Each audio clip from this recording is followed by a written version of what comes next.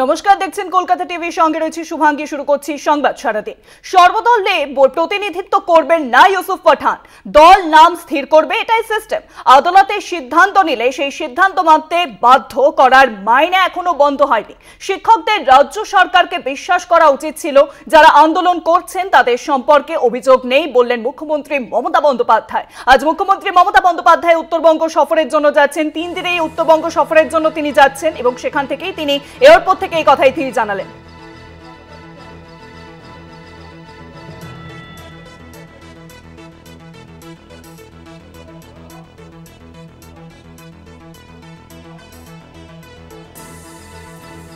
সর্বদলে প্রতিনিধিত্ব করবেন না ইউসুফ পাঠান, জানিয়ে দিয়েছেন মুখ্যমন্ত্রী মমতা বন্দ্যোপাধ্যায়।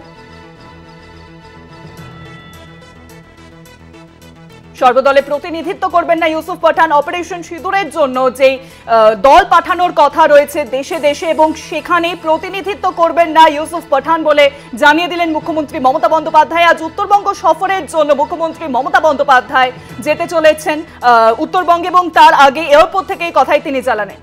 ইউসুফ পাঠান নিয়ে আজকে এয়ারপোর্ট থেকে কি জানালেন মুখ্যমন্ত্রী মমতা বন্দ্যোপাধ্যায়, শুনে নিন।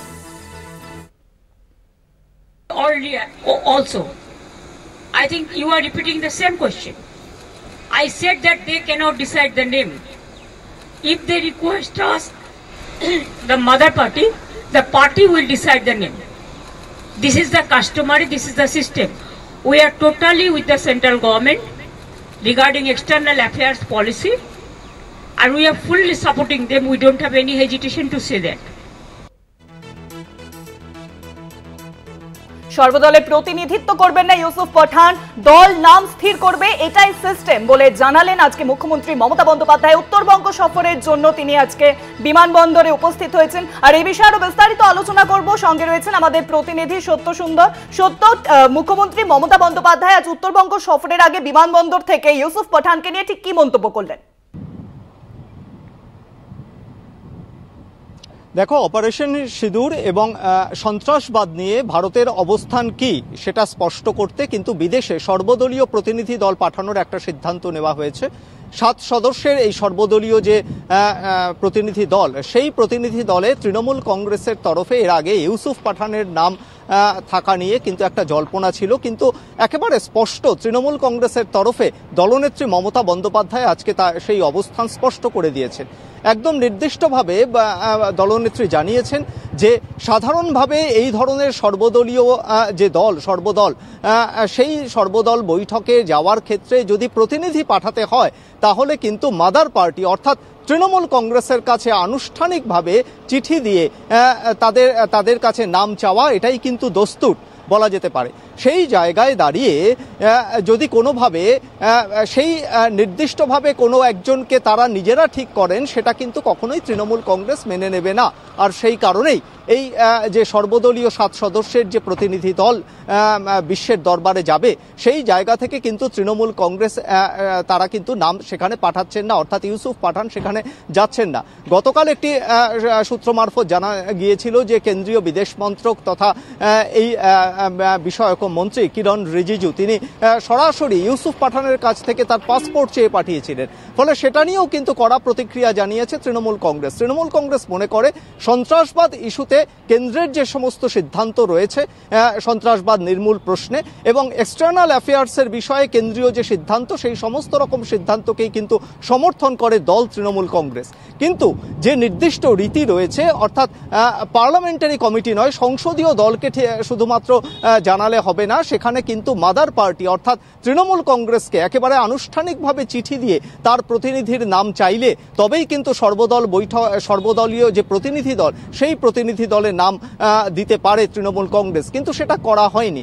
সেক্ষেত্রে বৈদেশিক যে কূটনৈতিক বিষয়, সেই বিষয়ে কিন্তু একেবারেই কেন্দ্রীয় সরকারের বিষয়, সেটা তারা কিভাবে পালন করবে, সেই কূটনৈতিক বিষয়ের প্রশ্নে কিন্তু তৃণমূল কংগ্রেস তাদের সঙ্গে সহমত নয়। কিন্তু বিষয় হচ্ছে যে সন্ত্রাসবাদ ইস্যুতে বা পাকিস্তানের সঙ্গে ভারতের যে সন্ত্রাসবাদের ইস্যুতে যে অবস্থান দেশের, সেই জায়গায় দাঁড়িয়ে কিন্তু তৃণমূল কংগ্রেস তাকে বরাবরই সমর্থন করেছে।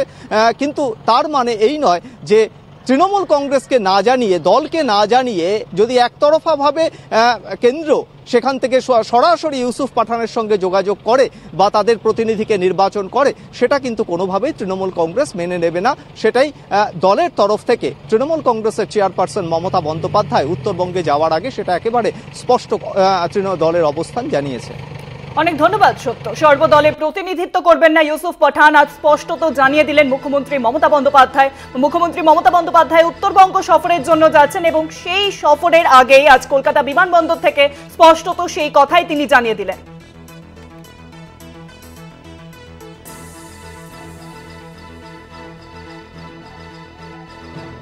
পাশাপাশি আজকে এসএসসির যে চাকরিহারারা যে বিক্ষোভ দেখাচ্ছেন বিকাশ ভবনের সামনে, সেই নিয়েও আজ মুখ খুললেন মুখ্যমন্ত্রী মমতা বন্দ্যোপাধ্যায়। বিমানবন্দর থেকে তিনি জানালেন আদালতের সিদ্ধান্ত নিলে সেই সিদ্ধান্ত মানতে বাধ্য করার মাইনে এখনো বন্ধ হয়নি। কি বলেছেন তিনি শুনে নেব।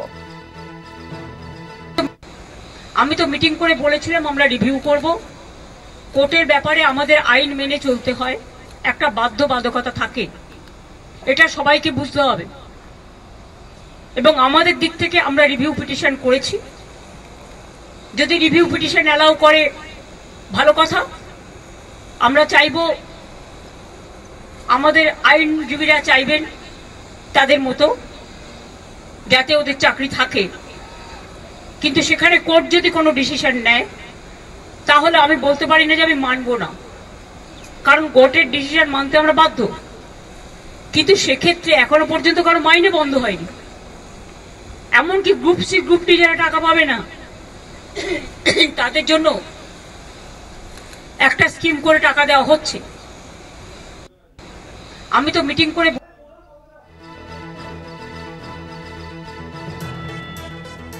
আদালতে সিদ্ধান্ত নিলে সেই সিদ্ধান্ত মানতে বাধ্য, কারুর মাইনে এখনো বন্ধ হয়নি। আজ উত্তরবঙ্গ সফরের আগে বিমানবন্দর থেকে জানালেন মুখ্যমন্ত্রী মমতা বন্দ্যোপাধ্যায়।